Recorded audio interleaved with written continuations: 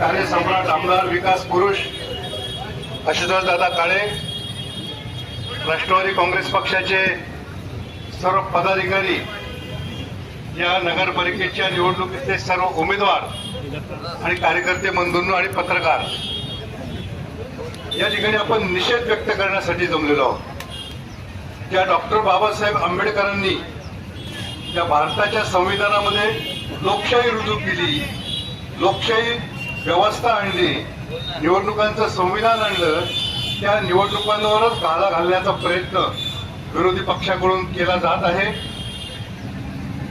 समोरच्या पार्टीला आम्ही तर प्रत्येक प्रचार सभेमध्ये सांगत असतो, आशुतोष दादांच्या विकास कामामध्ये अडथळे आणायचे, न्यायालयाच्या मार्गातून आणायचे, जनतेसमोर खोटं बोलायचं, खोटं बोल पण रेटून बोल, हीच त्यांची नीती आहे।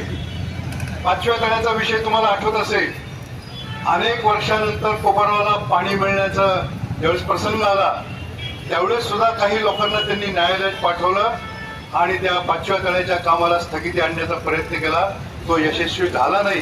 त्यामुळे कोपरावच्या जनतेला जे पाणी 20-22 दिवसाआड येत होतं, ते आता 4-5 दिवसाआड का होईना यायला लागलेलं आहे। कोपरगावच्या नगरपालिकेच्या माध्यमातून जे काही विकास कामं आशुतोष दादा करणार होते किंवा केलेले आहेत, त्यामध्ये सुद्धा वेळोवेळी न्यायालयाच्या माध्यमातून अडथळे आणण्याचे प्रयत्न केले गेले। एसजी विद्यालय रोड बघा, बँक रोड बघा, गुरुद्वारा रोड बघा, हा धारणगा रोड बघा, याचे कामं ज्यावेळेस सुरू होणार होते, त्यावेळेस सुद्धा न्यायालयाच्या प्रक्रियेत हे कामं अडवण्याचा प्रयत्न विरोधी पक्षाकडून झालेला आहे। आणि आता लोकशाहीच्या मार्गाने ज्या निवडणुका होत आहेत, त्या निवडणुकांमध्ये सुद्धा न्यायालयाच्या माध्यमातून वारंवार अडचणी आणण्याचा प्रयत्न केला जातोय। निवडणूक आयोगाने, निवडणूक निर्णय अधिकाऱ्यांनी आमच्या सगळ्या उमेदवारांचे अर्ज मंजूर केलेले होते, तरी सुद्धा त्यांनी जिल्हा सत्र न्यायालयामध्ये हे अर्ज रद्द करण्याचा अपील दाखल केलं। त्याला सुद्धा न्यायालयानं स्थगिती दिली नाही। न्यायालयामध्ये सुद्धा विजय आमचाच बाजूचा झाला। आणि त्यानंतर जेव्हा आम्ही जनतेच्या न्यायालयात सुद्धा गेलो, जनतेचा आम्हाला जो प्रतिसाद होता तो इतका प्रचंड होता की 2 दिवसानंतर राष्ट्रवादी काँग्रेसचा गुलाल हा निश्चित होता। शिक्कामोर्तब केलेलं होतं। आम्ही प्रत्येक सभेमध्ये सांगतो की आता विरोधकांच्या पायाखालची वाळू घसरलेली आहे, घसरलेलीच नाही, ते आता तर संपले आहे। मला वाटतं वैयक्तिक पातळीवर ते उतरलेले आहेत। आशुतोष दादांच्या जे विकास कामं आहेत, त्या विकास कामांसमोर बोलायला त्यांना कुठल्या प्रकारचं उत्तर सुद्धा सापडत नाही। आणि आम्ही सर्व उमेदवार विकास विकास आणि कोपरावचा विकास याच मुद्द्यावर बोलतो आहोत। आणि आता जिल्हा सत्र न्यायालयाने जो निकाल दिला, त्याच्यानंतर सुद्धा काहीतरी त्यांनी कोरघोड्या करायचा प्रयत्न केला आणि आज निवडणूक आयुक्तांनी तात्पुरती स्थगिती या निवडणुकांना दिलेली आहे। सर्व कार्यकर्त्यांनी सुद्धा एक लक्ष घ्या, जरी स्थगिती दिलेली असली तरी आपला प्रयत्न तो स्थगिती उठवण्याचा चालू आहे। आतापर्यंत आपल्याला ज्याप्रमाणे यश मिळालं तसं त्याच्यामध्ये सुद्धा नक्की मिळणार आहे। परंतु तुम्ही कुठेही प्रचार थांबवू नका, प्रत्येकाच्या घरोघर जाऊन आपला प्रचार हा आपण सर्वांनी सुरूच ठेवला पाहिजे। आणि न्यायालयाच्या माध्यमातून जो आपल्याला निकाल मिळणारच आहे, पण आपल्याला खरा निकाल घ्यायचा आहे, जनतेच्या माध्यमातून घ्यायचा आहे। जनतेच्या न्यायालयामध्ये आपण जाणार आहोत। अनेक वेळा अडथळे आणून सुद्धा त्यांना पराभव त्यांना समोर दिसतोय। त्याच्यामुळे डॉक्टर बाबासाहेब आंबेडकरांनी ही जी लोकशाही आपल्याला व्यवस्था भारतामध्ये घडवलेली आहे, तिच्यामध्ये सुद्धा अडचणी आणण्याचा ते प्रयत्न करतायत, तिच्यामध्ये अडथळे आणण्याचा प्रयत्न करतायत। जनतेने हा त्यांचा कावा ओळखलेला आहे, तरी सुद्धा आम्ही हार जाणार नाही। आम्ही जनतेच्या न्यायालयामध्ये पुन्हा न्याय मागणारच आहोत। सत्य काय आहे ते लवकर जनतेसमोर येईल आणि ज्यावेळेस न्यायालयाचा निकाल त्यांच्या विरोधात गेला, त्याच वेळेस आपला दुसऱ्यांदा विजय निश्चित झालेला होता। आता पुन्हा किती तारखेला निवडणूक झाली, आमच्या मार्गामध्ये कितीही काटे पेरले तरी राष्ट्रवादी काँग्रेसची जी काही घोडदौड चालू आहे, आशुतोष दादांचा हा जो काही विकासाचा रथ आहे, हा निश्चितपणे पुढे जात आणि पुढे जातच राहणार आहे। आणि कोपरगाव नगरपालिकेची सत्ता ही राष्ट्रवादी काँग्रेस पक्षाच्या ताब्यामध्ये अजितदादांच्या मार्गदर्शनाने आणि आशुतोष दादांच्या नेतृत्वाखाली 100% येणार आहे। यात आज तरी जनतेच्या मनामध्ये कुठल्याही प्रकारची शंका नाही। तर मी आपले नेते आशुतोष दादांना विनंती करतो त्यांनी या निकालावर भाष्य करावं. डॉक्टर बाबासाहेब आंबेडकरांच्या या पवित्र स्मारकाला या स्मृतींना आम्ही विनम्र अभिवादन करतो.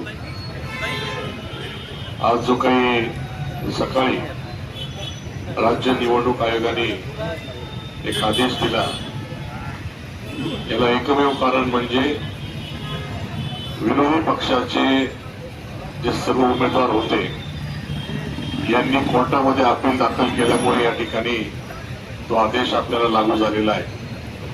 आणि म्हणून सर्वप्रथम मी त्या विरोधी पार्टीचा सर्व उमेदवारांचा त्या ठिकाणी निषेध करतो. काकांनी सांगितल्याप्रमाणे या ठिकाणी उपस्थित असलेले राष्ट्रवादी काँग्रेस पक्षाचे सर्व नगरसेवक पदाचे उमेदवार, पदाधिकारी,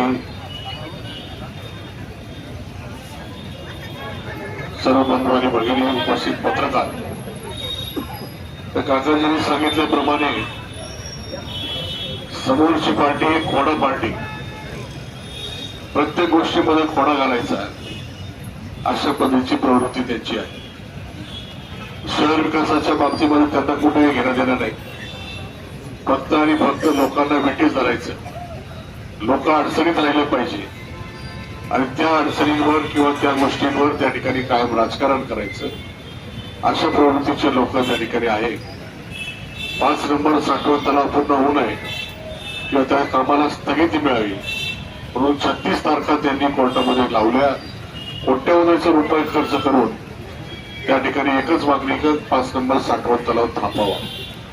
आणि त्याच पद्धतीने कोपरगाव नगरपालिकेच्या माध्यमातून जे काही कामं शहरामध्ये मंजूर झालेली आहेत, यांना पहिले सभागृहामध्ये विरोधी ठराव घेऊन ते काम थांबवण्याचं काम करायचं, त्याच्यानंतर कोर्टामध्ये जायचं. आणि आज जी काही निवडणूक या ठिकाणी आता 2 दिवसांनी येऊ घातलेली होती, त्यांना कळून चुकलेलं आहे का जनता आता त्यांच्याबरोबर राहिलेली नाही, त्यांची पुरती वाळू त्या ठिकाणी संपलेली आहे. आणि म्हणून त्यांनी चांदणीच्या दिवशी कुठल्या प्रकारची हरकत न घेता त्या दिवशी किंवा दुसऱ्या दिवशी त्या ठिकाणी कोर्टामध्ये अपील दाखल केलं आणि उमेदवारी अर्ज रद्द करण्याची मागणी त्या ठिकाणी केली. तर कोर्टाने त्यांना तिथे देखील नाकारलं आणि तो निकाल सर्व उमेदवारांच्या बाजूने त्या ठिकाणी लावला. आणि तो जर अपील त्या ठिकाणी त्यांनी कोर्टामध्ये दाखल केला नसता तर आज या गोष्टी झालेल्या नसतात. या निवडणुकीला पुढे ढकलण्यामध्ये कोण जबाबदार असेल तर ती विरोधी पार्टी पूर्णपणे त्या ठिकाणी जबाबदार आहे. आणि म्हणून पुन्हा एकदा मी त्यांचा या ठिकाणी निषेध करतो. आणि कायम शहरामध्ये त्या ठिकाणी लोकांना वेठीस धरणं, लोकांपर्यंत जाण्याच्या ऐवजी, लोक जनतेच्या न्यायालयात जाण्याच्या ऐवजी कायम आपल्या अधिकारांचा चुकीचा वापर करायचा आणि राजकारण करायचं, लोकांना वेठीस धरायचं, अशी प्रवृत्ती त्यांची राहिलेली आहे. आणि म्हणून त्यांचा पुन्हा एकदा या ठिकाणी निषेध करतो. निवडणूक जरी आता काकांनी सांगितल्याप्रमाणे आता स्थगिती आलेली असेल, परंतु आम्ही सर्वजण प्रयत्न त्या ठिकाणी करतोय का पुन्हा एकदा त्या ठिकाणी आपल्या कोपरगाव नगर परिषदेपुरती तरी ही निवडणुकीची प्रक्रिया पुढे तिकडे चालावी. आणि परवा आपला मतदानाचा दिवस आहे, त्या दिवशी मतदान घ्यावं अशा प्रकारचे प्रयत्न आमचे चालू आहे. पण जर यदाकदाचित आज जर तो निकाल झाला नाही तर जो काही प्रोग्राम पुढचा लागलेला आहे त्या पद्धतीने निवडणुका होतील.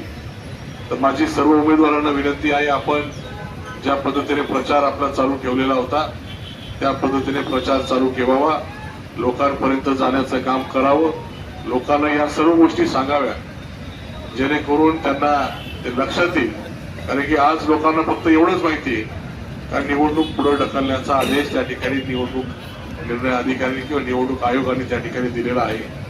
याला कारण कोण आहे हे देखील लोकांना त्या ठिकाणी समजलं पाहिजे. आणि म्हणून आपण त्या ठिकाणी प्रचार चालू ठेवावा एवढी विनंती सर्वांना करेल.